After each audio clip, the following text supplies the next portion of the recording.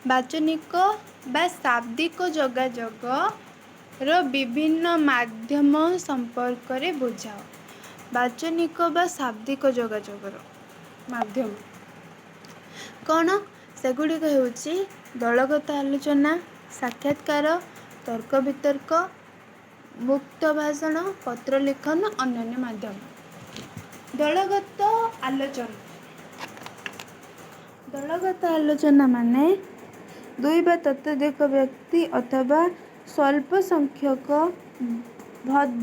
ସଭ୍ୟ ବିଶିଷ୍ଟ ଦଳକୁ ନେଇ ସାମ୍ନାସାମ୍ନି କୌଣସି ପ୍ରସଙ୍ଗ ବା ତଥ୍ୟ ଉପରେ ଭାବ ଆଦାନ ପ୍ରଦାନ କରାଯିବାକୁ ଦଳଗତ ଆଲୋଚନା କୁହାଯାଏ। ଦୁଇ ବା ତତୋଧିକ ବ୍ୟକ୍ତି ଅଥବା ସ୍ୱଳ୍ପ ସଂଖ୍ୟକ ସଭ୍ୟ ବିଶିଷ୍ଟ ଦଳକୁ ନେଇ ସାମ୍ନାସାମ୍ନି କୌଣସି ଏକ ପ୍ରସଙ୍ଗ ତଥ୍ୟ ଉପରେ ଭାବ ଆଦାନ ପ୍ରଦାନ କରିବାକୁ ଦଳଗତ ଆଲୋଚନା କୁହାଯାଏ।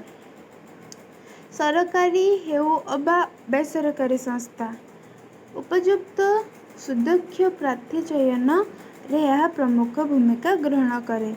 ଏହାଦ୍ୱାରା ଗୁରୁତ୍ୱପୂର୍ଣ୍ଣ ସମସ୍ୟାର ସମାଧାନ ହୋଇପାରେ। କାରଣ ଦଳଗତ ଆଲୋଚନାର ଅଂଶଗ୍ରହଣ କରୁଥିବା ଆଲୋଚକମାନେ ସ୍ୱାଧୀନ ଭାବେ ନିଜ ସୁରକ୍ଷା ସୁଚିନ୍ତିତ ମତାମତ ପ୍ରଦାନ ନିଜେ ଗଭୀର ଚିନ୍ତାଧାରାର ପରିଚୟ ଦେଇଥାନ୍ତି। ଭଲସେ ବୁଝ। ଦୁଇ ବା ତତୋଧିକ ବ୍ୟକ୍ତି ଅଥବା ସ୍ୱଳ୍ପ ସଂଖ୍ୟକ ଦୁଇ ବା ତତୋଧିକ ଅଥବା ସ୍ୱଳ୍ପ ମାନେ କମ୍ ସଂଖ୍ୟକ ସଭ୍ୟ ବିଶିଷ୍ଟ ଦଳକୁ ନେଇ ସାମ୍ନାସାମ୍ନି କୌଣସି ଏକ ପ୍ରସଙ୍ଗ ବା ସଭା ହେଇଛି ଭାବ ଆଦାନ ପ୍ରଦାନ କରିବାକୁ ଦଳଗତ ଆଲୋଚନା କୁହାଯାଏ। ଏହା ସରକାରୀ ହୋଇପାରେ, ବେସରକାରୀ ସଂସ୍ଥା ମଧ୍ୟ ହୋଇପାରେ। ଉପଯୁକ୍ତ ସୁଦକ୍ଷ ପ୍ରାର୍ଥୀ ଚୟନ ଏହାର ପ୍ରମୁଖ ଭୂମିକା। ଆର ପ୍ରମୁଖ ଭୂମିକା କ'ଣ? ଉପଯୁକ୍ତ ସୁଦକ୍ଷ ପ୍ରାର୍ଥୀ ଚୟନରେ ଏହା ପ୍ରମୁଖ ଭୂମିକା ଗ୍ରହଣ କରେ। ଏହାର ଗୁରୁତ୍ୱପୂର୍ଣ୍ଣ ସମସ୍ୟାର ସମାଧାନ କରିଥାଏ। ଏହା ଦ୍ୱାରା ଗୁରୁତ୍ୱପୂର୍ଣ୍ଣ ସମସ୍ୟାର ସମାଧାନ ମଧ୍ୟ ହୋଇପାରିଥାଏ। କାରଣ ଦଳଗତ ଆଲୋଚନାରେ ଅଂଶଗ୍ରହଣ କରୁଥିବା ଆଲୋଚକମାନେ ସେଥିରେ ଅଂଶଗ୍ରହଣ କରୁଥିବା ଲୋକମାନେ ସ୍ୱାଧୀନ ଭାବେ ନିଜର ସୁଚିନ୍ତିତ ନିର୍ଭୟ ଭାବରେ ଯାହା ଯେଉଁଟା ମନ ଆସିବ ଗୋଟେ ସଠିକ୍ କଥାକୁ ସେମାନେ ମତାମତ ପ୍ରଦାନ କରି ନିଜର ଗଭୀର ଚିନ୍ତାଧାରାର ପରିଚୟ ଦେଇଥାନ୍ତି। ସମସ୍ତଙ୍କ ଆଗରେ ଯୋଗାଯୋଗ ମଧ୍ୟରେ ସୁସମ୍ପର୍କ ରଖିବା ଯୋଗୁଁ ପରସ୍ପରଠାରୁ ଜ୍ଞାନ ଗ୍ରହଣ କରିଥାନ୍ତି। ପରସ୍ପରଠାରୁ ଜ୍ଞାନ, ସିଏ ଗୋଟେ ନୂଆ କଥା କହିଲା, ଇଏ ଗୋଟେ ନୂଆ କଥା କହିଲା, ପରସ୍ପରଠାରୁ ଜ୍ଞାନ ଗ୍ରହଣ କରିଥାନ୍ତି। ତେଣୁ ଦଳଗତ ଆଲୋଚନାରେ ଅଂଶଗ୍ରହଣ କରୁଥିବା ପ୍ରାର୍ଥୀ ପ୍ରଦତ୍ତ ବିଷୟରେ ବିଭିନ୍ନ ଦିଗ ସମ୍ପର୍କରେ ସମ୍ପୂର୍ଣ୍ଣ ଅବହିତ ହେବା ଆବଶ୍ୟକ। ପ୍ରଦତ୍ତ ବିଷୟରେ ବିଭିନ୍ନ ଦିଗ ସମ୍ପର୍କରେ ସମ୍ପୂର୍ଣ୍ଣ ଅବହିତ ହେବା ଆବଶ୍ୟକ। ସେକେଣ୍ଡ ପଏଣ୍ଟ ହେଲା ସାକ୍ଷାତକାର। କ'ଣ? ବାଚନିକ ଯୋଗାଯୋଗର ଏକ ପ୍ରମୁଖ ମାଧ୍ୟମ ହେଉଛି ସାକ୍ଷାତକାର। ବ୍ୟକ୍ତି ମଧ୍ୟରେ ସାମ୍ନାସାମ୍ନି କଥାବାର୍ତ୍ତା ହିଁ ସାକ୍ଷାତକାର। ଚାକିରି କ୍ଷେତ୍ରରେ ଉପଯୁକ୍ତ ପ୍ରାର୍ଥୀ ଚୟନ କରିବା ପାଇଁ ଏହା ହେଉଛି ପ୍ରକୃଷ୍ଟ ମାଧ୍ୟମ। ଏହା ଏକ ସୃଜନାତ୍ମକ ପ୍ରକ୍ରିୟା। ସାକ୍ଷାତକାର ଦେବା ନେବା ଏକ କଳାତ୍ମକ ପ୍ରକ୍ରିୟା। ତେବେ ବୃତ୍ତିଭିତ୍ତିକ ସାକ୍ଷାତକାର ଶୃଙ୍ଖଳାବଦ୍ଧ ଓ ମାନଯୁକ୍ତ।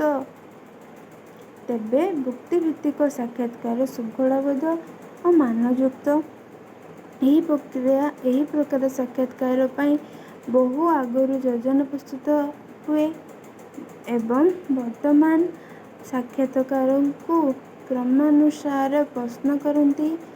ଏହା ବ୍ୟତୀତ ସାକ୍ଷାତକାର ଆଉ କେତେକ ମାଧ୍ୟମ ଅଛି, ଯଥା ମୁହାଁମୁହିଁ, ଫୋନ୍ ମାଧ୍ୟମରେ ସମ୍ବାଦପତ୍ର, ଦୂରଦର୍ଶନ, ଦଳଗତ ଆଲୋଚନା। ସାକ୍ଷାତକାର ମାଧ୍ୟମରେ ଭାବ ଯୋଗାଯୋଗ ହୋଇଥାଏ। ମନେ ରଖିବା ଉଚିତ ଯେ ସବୁ ସାକ୍ଷାତକାର ବୃତ୍ତି ନିମନ୍ତେ ଉଦ୍ଦିଷ୍ଟ ନୁହେଁ। ତେଣୁ ସାକ୍ଷାତକାରର ବିଭିନ୍ନ ପ୍ରକାର ଭେଦ ରହିଛି। ସେଗୁଡ଼ିକ ପରବର୍ତ୍ତୀ ପରିଚ୍ଛେଦରେ ଆଲୋଚନା କରାଯାଇଛି।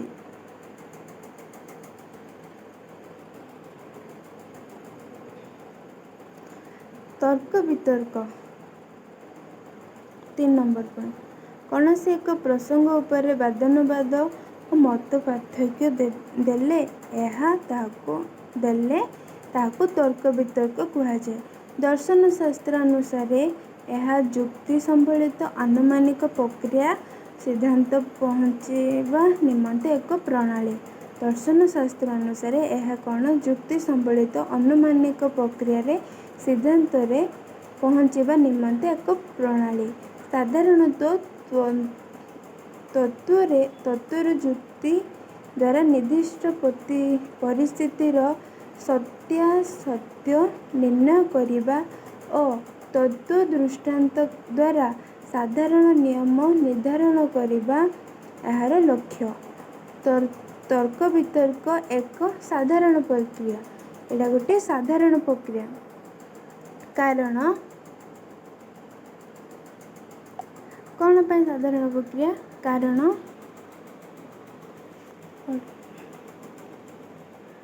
ସଂଘଟିତ ହୁଏ। ଦେଖ, କୌଣସି ଏକ ପ୍ରସଙ୍ଗ ଉପରେ ତର୍କ ବିତର୍କ କ'ଣ? କୌଣସି ଏକ ପ୍ରସଙ୍ଗ ଉପରେ ବାଦାନୁବାଦ ବା ମତ ପାର୍ଥକ୍ୟ ଦେଖାହେଲେ ତାହାକୁ ତର୍କ ବିତର୍କ କୁହାଯାଏ। ମତ ପାର୍ଥକ୍ୟ, ଏବେ ଜଣେ ଅନ୍ୟ ସେ ଗୋଟେ ପାର୍ଥକ୍ୟ ଦେଖାଗଲେ ତାହାକୁ ତର୍କ ବିତର୍କ କୁହାଯାଏ। ଦର୍ଶନ ଶାସ୍ତ୍ର ଅନୁସାରେ ଏହା ଯୁକ୍ତି ସମ୍ବଳିତ ଆନୁମାନିକ ପ୍ରକ୍ରିୟା ସିଦ୍ଧାନ୍ତରେ ପହଞ୍ଚିବା ନିମନ୍ତେ ଏକ ପ୍ରଣାଳୀ। ସାଧାରଣତଃ ତତ୍ତ୍ୱରୁ ଯୁକ୍ତି ଦ୍ୱାରା ନିର୍ଦ୍ଦିଷ୍ଟ ପରିସ୍ଥିତିର ସତ୍ୟାସତ୍ୟ ନିର୍ଣ୍ଣୟ କରିବା ଓ ତତ୍ତ୍ୱ ଦୃଷ୍ଟାନ୍ତ ଦ୍ୱାରା ସାଧାରଣ ନିୟମରେ ନିର୍ଦ୍ଧାରଣ କରିବା ଏହାର ଲକ୍ଷ୍ୟ। ତର୍କ ବିତର୍କ ଏକ ସ୍ୱାଭାବିକ ପ୍ରକ୍ରିୟା। ଏହା ଗୋଟେ ସ୍ୱାଭାବିକ ପ୍ରକ୍ରିୟା। ସାଧାରଣ ଭାବେ ବ୍ୟକ୍ତିବିଶେଷ ଭାବ ବିନିମୟ କଲାବେଳେ ବିଭିନ୍ନ ସମସ୍ୟାକୁ ନେଇ ତର୍କ ବିତର୍କ ସଂଘଟିତ ହୁଏ। ଏହା ନ ଘଟିଲେ ଉପଯୁକ୍ତ ସିଦ୍ଧାନ୍ତ ହୋଇପାରେ ନାହିଁ। ଏହା ଯଦି ହେବନି ବୋଲେ ଉପଯୁକ୍ତ ସିଦ୍ଧାନ୍ତ ମଧ୍ୟ ହୋଇପାରିବନି। ତେବେ ତର୍କ ବିତର୍କର କେତେକ ପ୍ରକାର ଭେଦ ରହିଛି, ଯଥା ବ୍ୟବସ୍ଥିତ ତର୍କ ବିତର୍କ, ଅବ୍ୟବସ୍ଥିତ ତର୍କ ବିତର୍କ। ବ୍ୟବସ୍ଥିତ ତର୍କ ବିତର୍କ ଶୃଙ୍ଖଳିତ ମାତ୍ରା, ଅବ୍ୟବସ୍ଥିତ ତର୍କ ବିତର୍କ ଅକସ୍ମାତ ଘଟେ ଓ ବିଶୃଙ୍ଖଳା ସୃଷ୍ଟି ହୁଏ। ବିଧାନସଭାରେ ଚାଲିଥିବା କୌଣସି ଏକ ଅଧିବେଶନରେ କୌଣସି ଏକ ଗୁରୁତ୍ୱପୂର୍ଣ୍ଣ ପ୍ରସଙ୍ଗ ତର୍କ ବିତର୍କ ସମୟରେ ବିରୋଧୀ ଓ ଶାସକ ଗୋଷ୍ଠୀ ମଧ୍ୟରେ ଘଟୁଥିବା ତୁମ୍ପି ତୋଫାନକୁ ବିଶୃଙ୍ଖଳ ତର୍କ ବିତର୍କ ପ୍ରକୃଷ୍ଟ ନମୁନା ହୋଇପାରେ। ଫୋର୍ଥ ପଏଣ୍ଟ, ମୁକ୍ତ ଭାଷଣ। ମୋ କଥା ହିଁ ଭାଷଣ। ଏହା ଯୋଗାଯୋଗର ଅନ୍ୟତମ ମାଧ୍ୟମ ରୂପେ ଗ୍ରହଣୀୟ। କାରଣ ଭାଷଣ ଏପରି ଏକ ମାଧ୍ୟମ ଯାହା ବକ୍ତା ଓ ଶ୍ରୋତାଙ୍କ ମଧ୍ୟରେ ଭାବ ବିନିମୟ ଓ ବାଚନିକ ଯୋଗାଯୋଗ ସ୍ଥାପନ କରିପାରୁଛି।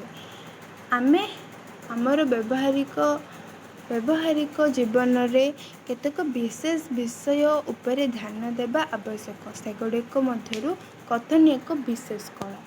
ଏହା ସମସ୍ତଙ୍କ ଦ୍ୱାରା ସମ୍ଭବ ହୁଏ ନାହିଁ। କହିବା ଅର୍ଥ, ସୁନ୍ଦର କଥନୀ ବା ଭାଷଣ ସମସ୍ତଙ୍କ ଦ୍ୱାରା ହୁଏ ନାହିଁ। ତେଣୁ କଥାରେ ଅଛି, କହି ଜାଣିଲେ କଥା ସୁନ୍ଦର, ବାନ୍ଧି ଜାଣିଲେ ମଥା ସୁନ୍ଦର। ଲକ୍ଷ୍ୟ କର ଯେ ଜ୍ଞାନୀ ଓ ପଣ୍ଡିତ ବ୍ୟକ୍ତି ମଧ୍ୟ ନିଜର ବକ୍ତୃତା ଶ୍ରୋତାଙ୍କ ମନ ଆକର୍ଷଣ କରିପାରନ୍ତି ନାହିଁ। ଯେଉଁମାନେ ଭାଷଣ କଳା ସମ୍ପର୍କରେ ଜାଣନ୍ତି ସେମାନେ ସ୍ୱାଭାବିକ ଢଙ୍ଗରେ ଭାଷଣ ଦେଲେ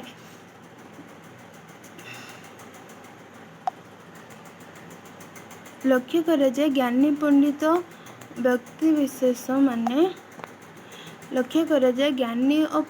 ବ୍ୟକ୍ତି ମଧ୍ୟ ବକ୍ତୃତାରେ ଶ୍ରୋତାଙ୍କ ମନ ଆକର୍ଷିତ କରିପାରନ୍ତି ନାହିଁ। ଯେଉଁମାନେ ଭାଷଣ କଳା ସମ୍ପର୍କରେ ଜାଣନ୍ତି ସେମାନେ ସ୍ୱାଭାବିକ ଢଙ୍ଗରେ ଭାଷଣ ଦେଲେ ମଧ୍ୟ ଶ୍ରୋତାମାନେ ତାହାକୁ ସହଜରେ ଗ୍ରହଣ କରି ନିଅନ୍ତି।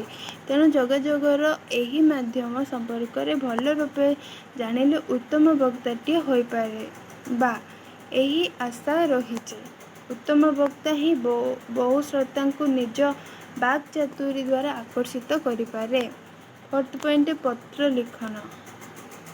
ଶାବ୍ଦିକ ବା ଲିଖିତ ଯୋଗାଯୋଗ ଏକ ପ୍ରମୁଖ ମାଧ୍ୟମ। ପତ୍ର ଲିଖନ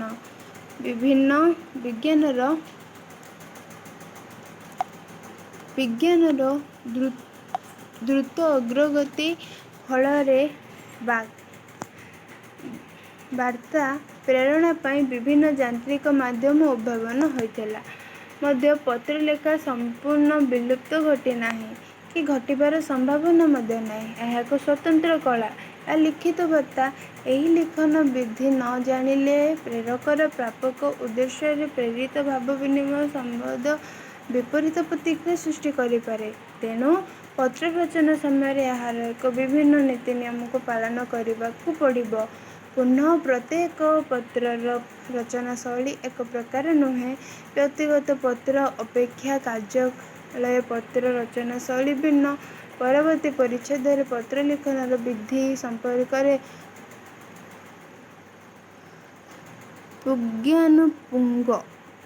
ପୁଙ୍ଖାନୁପୁଙ୍ଖ ଆଲୋଚନା କରାଯାଇଛି। ଏଠାରେ ସ୍ମରଣୀୟ ଯେ ବୈଦ୍ୟୁତିକ ପଦ୍ଧତିରେ ଯୋଗାଯୋଗ